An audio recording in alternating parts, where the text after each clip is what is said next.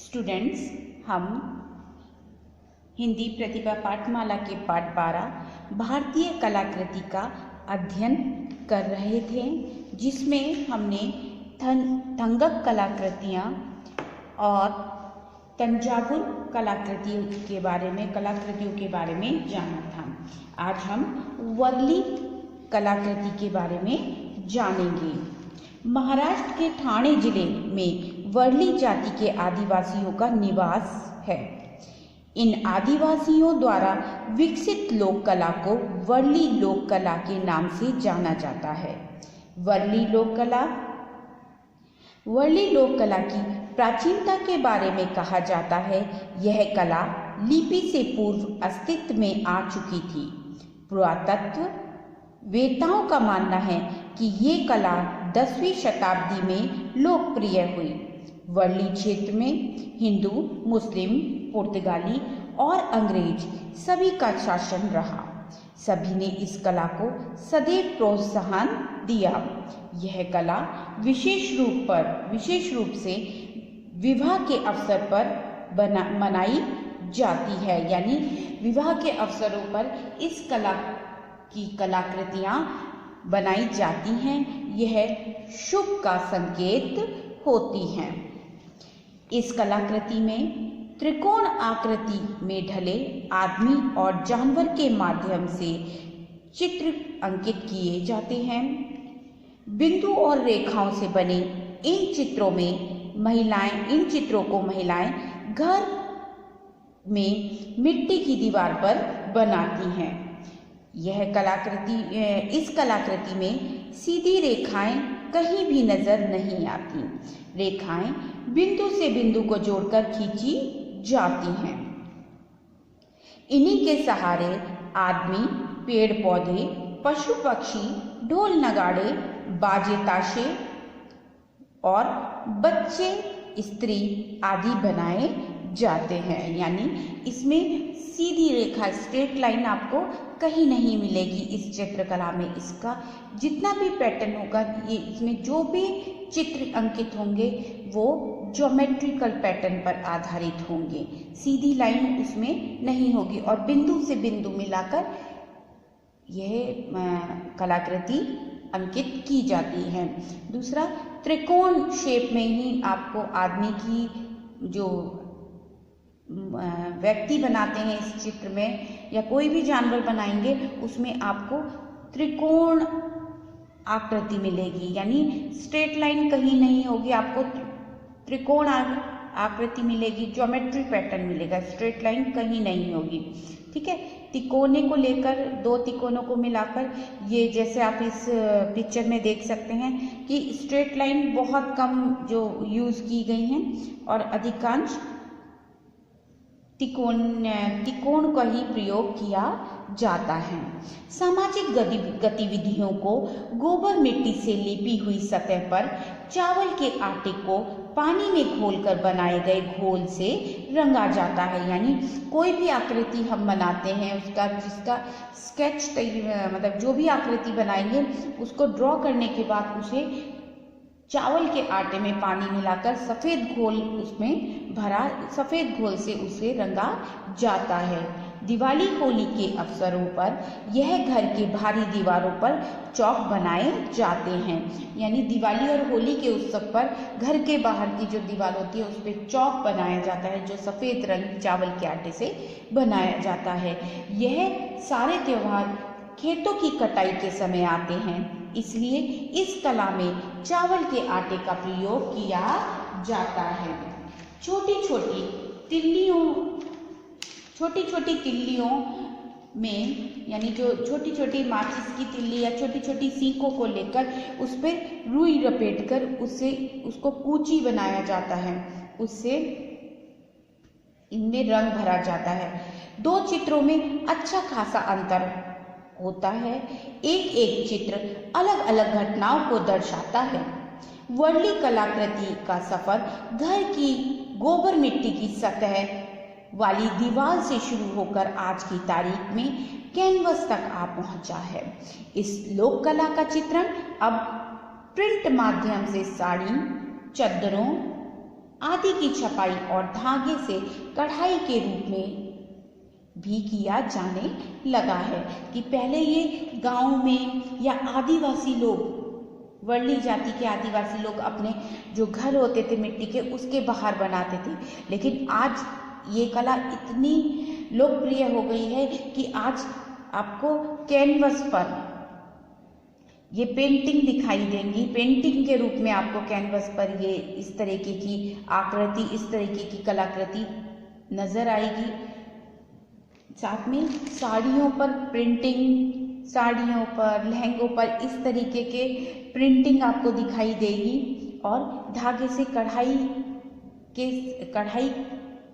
कर करके ये आपको कपड़े पर, बैग पर ये जो चित्रकला है नज़र आ सकती है। यानी ये इतनी लोकप्रिय, विश्व स्तर पर लोकप्रिय है। आगे जिस कलाकृति को हम पढ़ेंगे वो बहुत ही रोचक है। देखिए, मधुबनी लोक कला। मधुबनी लोक कला बिहार क्षेत्र की है। मधुबन का अर्थ है माधुर्यवन। मधुबन यानी माधुर्यवन अथवा शहद उद्यान है। इसका मतलब क्या है? शहद उद्यान। शहद माने मधु और उद्यान माने बगीचा। राधा कृष्ण की मधुर लीला के लिए प्रसिद्ध इस कला का सीधा संबंध माधुर्य से है। यानी ये जो कला है ये कृष्ण भगवान पर आधारित है। इसमें कृष्ण भगवान के चित्र आपको देखेंगे। राधा और कृष्ण और गोपियों की जो लीलाएं होती हैं, जो मधुबन में होती थी, वो आपको इसमें दिखाई देंगी, इस चित्र में अंकित दिखाई देंगी। यह कला आम केलों के छोटे झुरमुट पेड़ों, कच्ची झोपड़ियों से घिरे हरे भरे तालाब वाले इन गांवों में पीढ़ी दर पीढ़ी चली आ रही है। ये जो बिहार क्षेत्र में ये जो चित्रकला बनाई जाती है, ये पीढ़ी दर पीढ़ी चली आ रही है। कि जैसे एक कारीगर है, उसके आगे आने वाली पीढ़ी उसी कार्य को, उसी चित्रकला को आगे बढ़ा रही है। यानी वो जो उनके बच्चे हैं वो उसी चित्रकला को बनाते हैं, फिर उनकी आने वाली पीढ़ी भी इसी व्यवसाय से जुड़ी हुई है। यह आसपास के मिथिला क्षेत्र में भी प्रसारित है। विद्यापति बहुत प्रसिद्ध कवि हुए हैं। विद्यापति की मैथिली कविताओं, जो बिहार के ही थे और उनकी भाषा मैथिली थी, विद्यापति की मैथिली कविताओं की रचना स्थली मानी विद्यापति, जहाँ पर मधुबनी पेंटिंग का जन्म हुआ, वहीं पर विद्यापति का जन्म हुआ। उनकी कविताओं पर उनकी जन्म स्थली स्थान भी वही है और मधुबनी का जन्म स्थान भी वही है। वहीं से ये चित्रकला आरंभ हुई है। तो कहा जा सकता है कि उनकी रचनाओं में, मैथिली कविताओं की रचना स्थली इस कलात्मक अंचल में मुजफ्फरपुर, मधुबनी, दरभंगा और सहरसा जिले हैं। यानी यहाँ पर ये कलाएं अभी भी प्रचलित हैं। इन कलाओं को, इस मधुबनी कला को वहाँ पर बनाया जाता है। मधुबनी की चित्रकला तैयार करने के लिए हाथ से बने कागज को गोबर से लीप कर उसके ऊपर वनस्पति रंगों से पौराणिक गाथाओं को चित्रों के रूप में उतारा जाता है। यानी हाथ से बने कागज को, मतलब जो ये हैंडमेड पेपर के ऊपर गोबर से लिपा जाता है उस पर, और वनस्पति रंग जो हमें प्रकृति द्वारा मिले हुए हैं, जैसे गुलाब के फूलों से लाल रंग बनाना। तो आगे हम देखेंगे किस चीज़ से क्या रंग बनते हैं। प्रकृति की दी हुई जो अनुपम उपहार है, फूल हैं, पत्ते हैं, उनसे किस प्रकार से ये रंगों का प्रयोग इस कला में किया जाता है। तो उन्होंने, हम कहाँ थे, वनस्पति रंगों से पौराणिक गाथाओं को चित्रों के रूप में उतारा जाता है। कलाकार अपने चित्रों के लिए रंग स्वयं तैयार करते हैं और बांस की तिल्लियों में रुई लपेटकर तुलिका को तैयार किया जाता है। इसका मतलब तुलिका यानी ब्रश जो हम पेंटिंग के लिए यूज करते हैं। ठीक, तुलिका को तैयार किया जाता है। इस कला में गुलाबी, पीला, सिंदूरी, हरे रंग का प्रयोग होता है। काला रंग ज्वार को जलाकर या दिए की काली को गोबर के साथ मिलाकर तैयार किया जाता है। पीला रंग हल्दी और चूने को बरगद की पत्तियों के दूध में मिलाकर तैयार किया जाता है। पलाश या टेसू के फूल से नारंगी रंग तैयार किया जाता है। कुसुम के फूल से लाल रंग और बेल पत्तियों से हरा रंग तैयार किया जाता है। यानी जो वनस्पति रंग है वो प्रकृति द्वारा दिए हुए जो फूल पौधे हैं इनसे तैयार किया जाता है। रंगों को स्थायी व चमकदार बनाने के लिए उन्हें बकरी के दूध में घोला जाता है। इन रंगों में स्थायी चमक रहेगी, ये कभी भी फेड ना हो या ये हल्के ना पड़े और इनकी चमक सदैव बनी रहे, उसके लिए वो लोग बकरी के दूध के घोल में उन रंगों को घोलते थे। मानव और देवी देवताओं के चित्रों के साथ प्रकृति विषय आकृतियां, पेड़ पौधे, पशु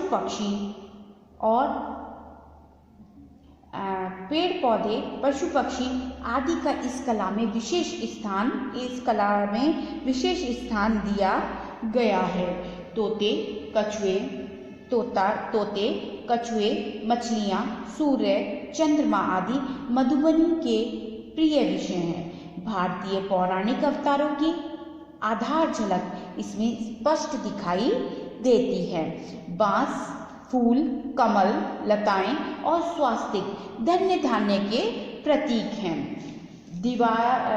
दीवार कागज के साथ साथ यह कला मिट्टी के पात्रों, पंखों और विवाह के अवसर में प्रयोग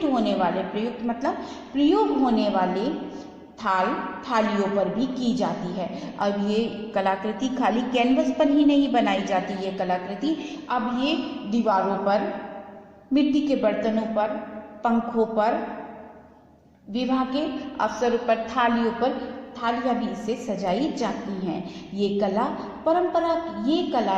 परंपरा के 4 नमूने, ये कला परंपरा के 4 नमूने जो हमने पढ़े, तंजावुर कलाकृतियाँ, ठंडक कलाकृति, वर्ली कलाकृति और मधुबनी कलाकृति, ये जो 4 कलाएं हमने पढ़ी, ये जो परंपराओं से चली आ रही है, पीढ़ी दर पीढ़ी चली आ रही है, ये भारत की समृद्ध कला के प्रतीक हैं। यानी भारत की समृद्धि जो कला है, कला क्षेत्र है, उसके एक उत्कृष्ट उदाहरण है।